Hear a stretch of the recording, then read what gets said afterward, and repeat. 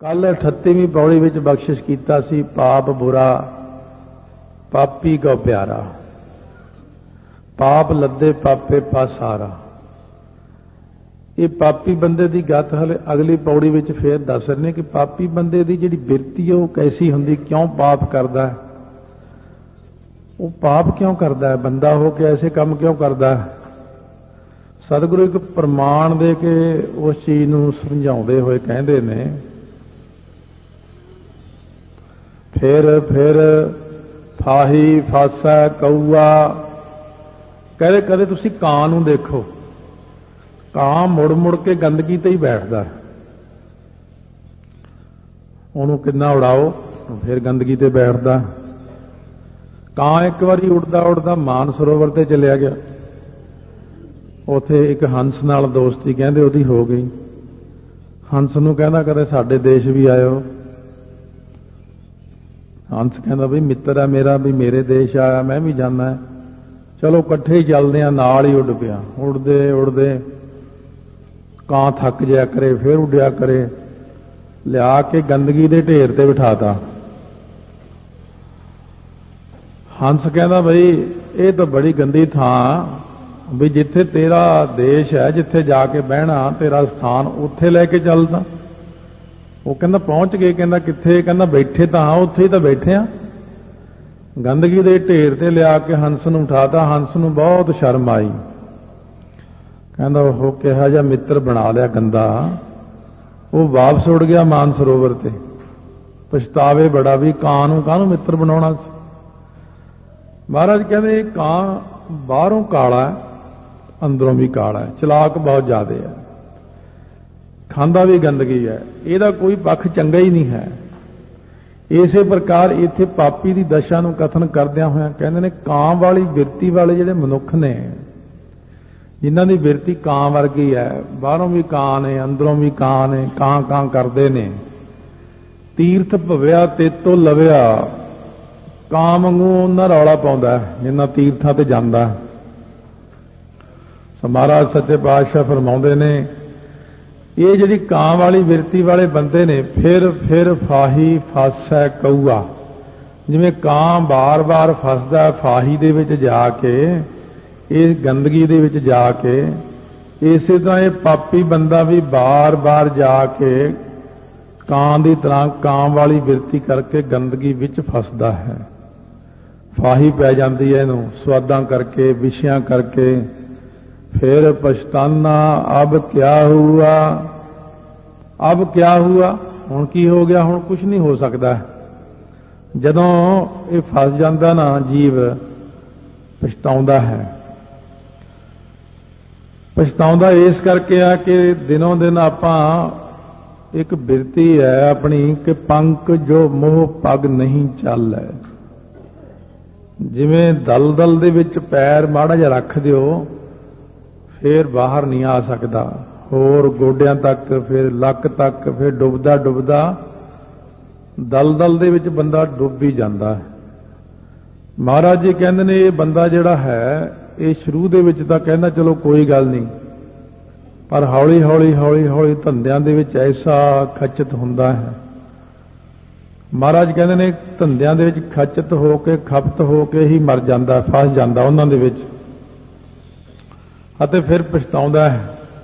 ਜਾਂ कुआरी तां जाओ, विवाही तां मामले, फरीदा एहो पछोताओ, वत कुआरी ना थी है। फिर पछताना अब क्या हुआ, फाथा चोग चुगै नहीं बूझै, फसिया होया भी नहीं चोगा चुगणों हटदा है, फिर भी उही चोगा चुगदा है।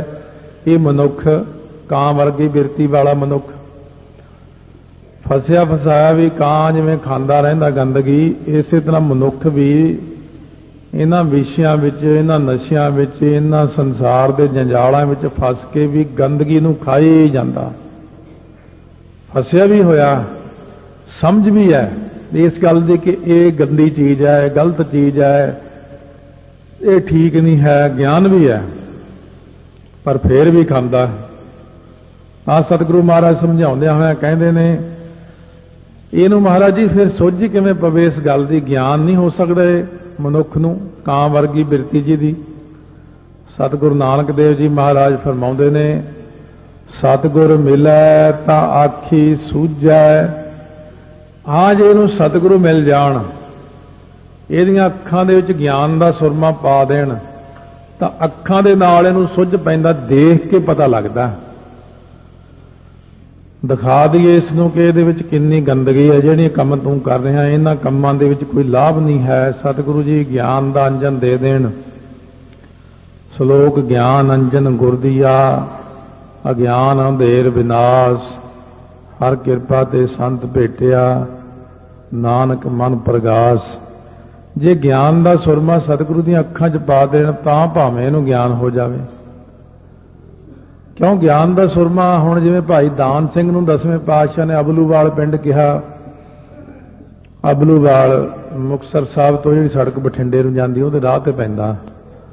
ਮਹਾਰਾਜ ਕਹਿੰਦੇ, ਭਾਈ ਦਾਨ ਸਿਆ, ਉਹ ਤਾਂ ਠੀਕ ਆ, ਤੂੰ ਗੁਰੂ ਘਰ ਨੂੰ ਮੰਨਦਾ, ਅੰਮ੍ਰਿਤ ਕਿਉਂ ਨਹੀਂ ਛਕਦਾ? ਆਪਣੇ ਕੇਸ ਰੱਖ ਭਾਈ, ਮਾੜੀਆਂ ਚੀਜ਼ਾਂ ਖਾਈ ਪੀ ਜਾਂਦਾ, ਛੱਡ, ਅੰਮ੍ਰਿਤ ਛਕ, ਗੁਰੂ ਵਾਲਾ ਬਣ। ਕਹਿੰਦਾ, ਮਹਾਰਾਜ ਇਹ ਜਗਤ ਝੂਠ ਜੇ ਮੈਂ ਛੱਡ ਦਿਆਂ ਤੰਬਾਕੂ, ਮੇਰਾ ਪੇਟ ਫੁੱਲ ਜਾਂਦਾ। ਸਤਿਗੁਰੂ ਮਹਾਰਾਜ ਕਹਿੰਦੇ, ਇਹ ਸਾਡੀ ਜ਼ਿੰਮੇਵਾਰੀ ਹੈ, ਪੇਟ ਨਹੀਂ ਤੇਰਾ ਫੁੱਲਣ ਦਿਆਂਗੇ, ਠੀਕ ਰਹੇਗਾ, ਹੁਣ ਕੇਸ ਰੱਖ ਲੈ। ਕਹਿੰਦਾ, ਮਹਾਰਾਜ ਇਹਨਾਂ ਕੇਸਾਂ ਦਾ ਕੀ ਫਾਇਦਾ?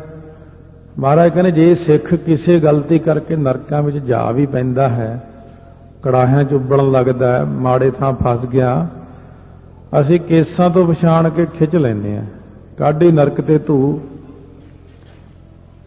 ਮਹਾਰਾਜ ਨੂੰ ਮਖੌਲ ਦੇ ਵਜੋਂ ਕਹਿੰਦਾ, ਮਹਾਰਾਜ ਕੇਸਾਂ ਤੋਂ ਪਛਾਣਾ, ਮੇਰੀ ਦਾੜੀ ਐਡੀ ਵੱਡੀ ਹੈ, ਦਾੜੀਆਂ ਪਛਾਣ ਕੇ ਖਿੱਚ ਲਿਓ।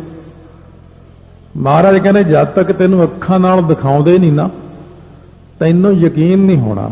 ਸਤਿਗੁਰ ਮਿਲੇ ਤਾਂ ਆਖੀਂ ਸੂਝੈ, ਤਾਂ ਅੱਖਾਂ ਨਾਲ ਦੇਖ ਕੇ ਬੰਦੇ ਨੂੰ ਭਰੋਸਾ ਆਉਂਦਾ ਹੈ। ਉਸ ਵਕਤ ਮਹਾਰਾਜ ਨੇ ਇਹਦੇ ਸਿਰ ਦੇ ਉੱਤੇ ਤੀਰ ਰੱਖ ਦਿੱਤਾ। ਜਦੋਂ ਤੀਰ ਰੱਖਿਆ, ਅੱਖਾਂ ਬੰਦ ਕਰਵਾ ਕੇ ਨਰਕਾਂ ਦਾ ਸੀਨ ਦਿਖਾਤਾ ਸਾਰਾ।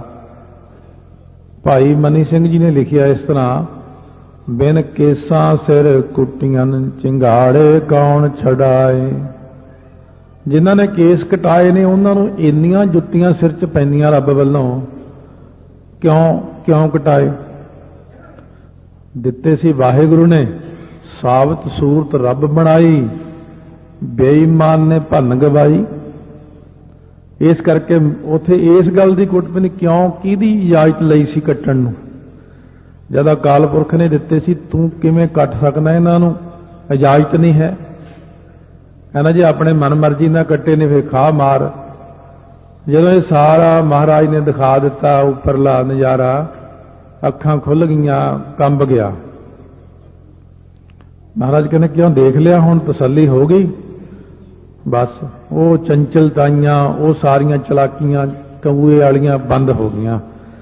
ਮਹਾਰਾਜ ਮੈਂ ਤਾਂ ਡਰ ਹੀ ਗਿਆ ਦੇਖ ਕੇ, ਇੰਨਾ ਭਿਆਨਕ ਸੀਨ ਦਿਖਾਇਆ ਤੁਸੀਂ ਤਾਂ, ਮੈਨੂੰ ਇੰਨਾ, ਮੇਰਾ ਤਾਂ ਮਨ ਕੰਬਦਾ ਮਹਾਰਾਜ ਦੇਖ ਕੇ। ਉੱਥੇ ਸਤਿਗੁਰੂ ਕਹਿੰਦੇ, ਤਾਈਆਂ ਤਾਂ ਕਹਿੰਦੇ ਆ, ਅੰਮ੍ਰਿਤ ਛਕ ਲੈ, ਕੇਸ ਰੱਖ ਲੈ, ਗੁਰੂ ਵਾਲਾ ਬਣ ਜਾ, ਸਾਡੇ ਵਾਲੇ ਪਾਸੇ ਆ ਜਾ, ਨਹੀਂ ਤਾਂ ਕੋਈ ਛਡਾਉਂਦਾ ਨਹੀਂ ਉੱਥੇ। ਫਿਰ ਛਡਾਉਣ ਵਾਲਾ ਕੋਈ ਵੀ ਨਹੀਂ ਹੁੰਦਾ। ਜੇ ਸਤਿਗੁਰੂ ਦਾ ਬਣ ਜਾਏਗਾ, ਸਤਿਗੁਰੂ ਰਾਖੇ ਹੋ ਜਾਂਦੇ ਨੇ।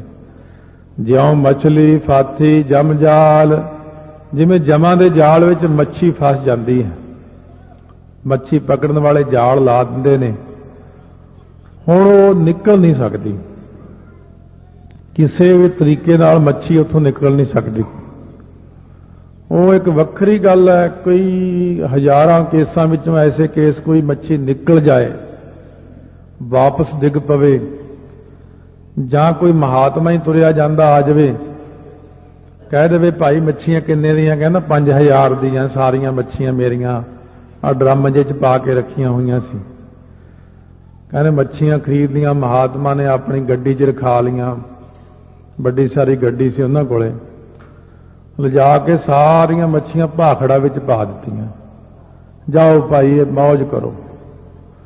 ਚੇਲੇ ਕਹਿੰਦੇ ਜੀ ਇਹ ਕੀ ਕੀਤਾ? ਕਹਿੰਦੇ ਭਾਈ ਇਹ ਵੀ ਬੜਾ ਵੱਡਾ ਪੁੰਨ ਹੈ, ਇਹਨਾਂ ਜੀਵਾਂ ਨੂੰ, ਇਹਨਾਂ ਨੂੰ ਤਾਂ ਵੱਢ ਕੇ ਖਾ ਜਾਣਾ ਸੀ, ਜਾਂ ਫਿਰ ਕਦੇ ਐ ਕੋਈ ਮਹਾਤਮਾ ਮਿਲ ਜਾਵੇ। ਮਹਾਰਾਜ ਕਹਿੰਦੇ ਇਹ ਜੀਵ ਰੂਪੀ ਮੱਛੀ ਜਾਲ ਵਿੱਚ ਫਸੀ ਹੋਈ ਜਮਾਂ ਦੀ ਫਾਹੀ ਵਿੱਚ, ਜਮਾਂ ਨੇ ਤਾਂ ਪਹਿਲਾਂ ਹੀ ਜਾਲ ਲਾਇਆ ਹੀ ਹੋਇਆ, ਇਸ ਵਕਤ ਵੀ ਜਮਾਂ ਦੇ ਜਾਲ ਵਿੱਚ ਹੀ ਹੈ ਹਰ ਮਨੁੱਖ। ਹੁਣ ਮਨੁੱਖ ਛੁੱਟਣਾ ਚਾਹੁੰਦਾ ਇਹ ਜੰਜਾਲਾਂ ਵਿੱਚੋਂ, ਇਹਨਾਂ ਧੰਦਿਆਂ ਵਿੱਚੋਂ, ਇਹ ਮਾਇਆ ਵਿੱਚੋਂ ਮੈਂ ਨਿਕਲ ਜਾਵਾਂ। ਜਿਉਂ-ਜਿਉਂ ਚੱਲੇ ਚੁਭੇ ਦੁੱਖ ਪਾਵ ਹੈ, ਜਿਉਂ-ਜਿਉਂ ਗਾਹਾਂ ਤੁਰਦਾ ਦਲਦਲ ਵਿੱਚ ਹੋਰ ਪੈਰ ਫਸਦਾ ਇਹਦਾ। ਜਮਕਾਲ ਸਹ ਹੈ ਸਿਰ ਡੰਡਾ ਹੈ, ਹੋਰ ਡੰਡੇ ਪੈਂਦੇ ਨੇ। ਵੇਣ ਗੁਰ ਦਾਤੇ ਮੁਕਤ ਨਾ ਭਾਲ, ਗੁਰੂ ਦਾਤੇ ਤੋਂ ਬਿਨਾਂ ਮੁਕਤੀ ਨਾ ਭਾਲ ਇਹਨਾਂ ਬੰਧਨਾਂ ਤੋਂ।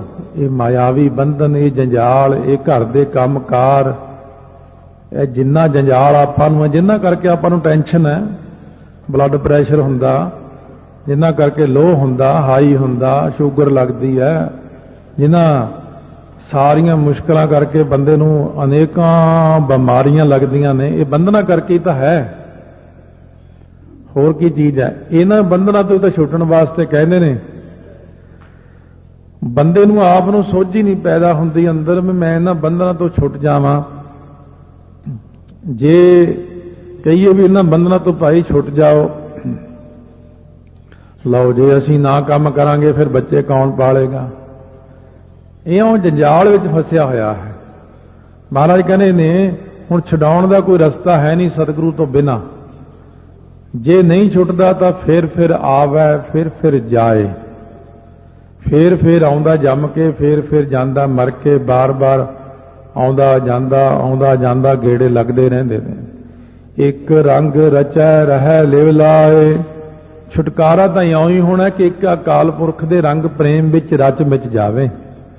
ਵਾਹਿਗੁਰੂ ਵਿੱਚ ਲਿਵ ਬਿਰਤੀ ਲਾ ਕੇ ਆਖੇ ਰੱਬਾ ਮੇਰੇ ਕੰਮ ਤਾਂ ਤੂੰ ਹੀ ਕਰ।